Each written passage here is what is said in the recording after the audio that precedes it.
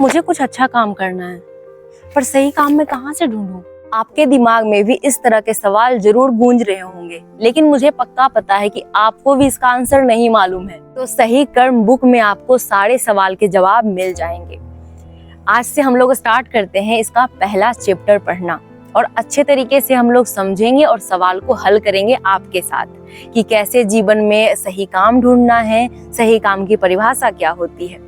चलिए स्टार्ट करते हैं। तो पहला चैप्टर जो है उसका शीर्षक है, जानते हैं आपके लिए सही काम क्या है। एक बार एक प्रश्नकर्ता आचार्य जी से प्रश्न पूछते हैं, आचार्य जी, मेरा मन बार बार अपने लक्ष्य से भटक जाता है। कृपया मेरा मार्गदर्शन कीजिए कि मैं सही काम को कैसे पहचानूं और उसे पूरे समर्पण के साथ निरंतर कैसे करूं। आचार्य जी मार्गदर्शन कर रहे हैं, बता रहे हैं कि हम दो जगह पर सही काम कर सकते हैं, एक भीतरी जगत में और एक बाहरी जगत में। तो भीतरी जगत में जो काम किया जाता है वहाँ आपकी कमजोरियों को हटाया जाता है, और बाहर जगत में जो काम किया जाता है वो प्रेम बस काम किया जाता है। जहाँ आप पैसे का लालच नहीं रखते हैं उसी को सही काम बोला जाता है। तो पहला सवाल का हमें जवाब मिल चुका है।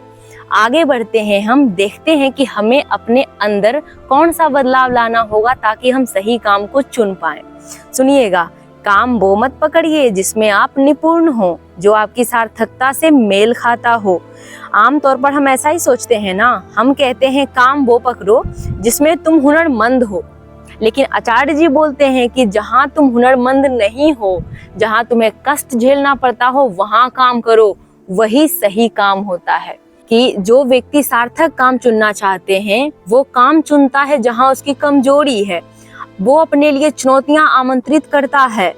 और आचार्य जी यहाँ पे भीतर जगत की बात कर रहे हैं, एग्जाम्पल के थ्रू समझाए हुए हैं कि अगर आपको पैसे की कमी लग रही है, आप इससे डर रहे हैं कि मैं सही काम कर रहा हूँ और मेरे पास पैसे की कमी हो गई, तो वैसा काम चुनिए जिस काम में बहुत सार्थकता हो लेकिन पैसे थोड़े बहुत मिल रहे हो आपको, तो ये डर आपके अंदर से खत्म हो जाएगा। दूसरा एग्जाम्पल आप ले लीजिए कि आपको किसी 10 इंसान के बीच बात करने में डर लगता है, तो आप वही काम चुन लीजिए। दोस्तों, बदलाव दुनिया में लाने से पहले अपने भीतर लाइए।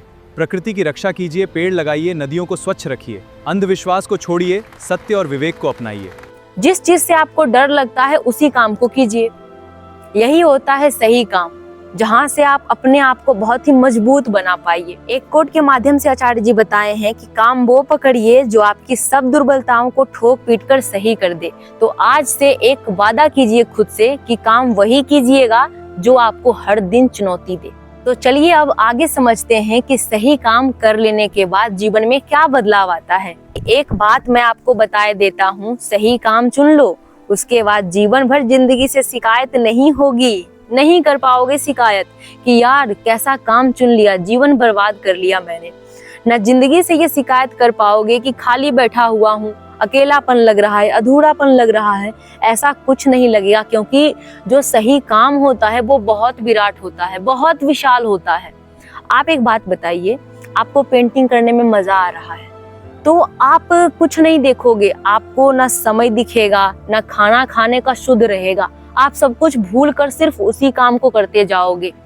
तो यही सही काम का अर्थ होता है। आज हमने सीखा कि सही काम क्या होता है, सही काम की असली परिभाषा क्या है और सही काम किया कहाँ जाता है। नेक्स्ट चैप्टर में हम लोग पढ़ेंगे कि सही काम को हम कैसे चुन सकते हैं अपने जीवन में। तो बने रहिएगा मेरे नेक्स्ट वीडियो में। धन्यवाद।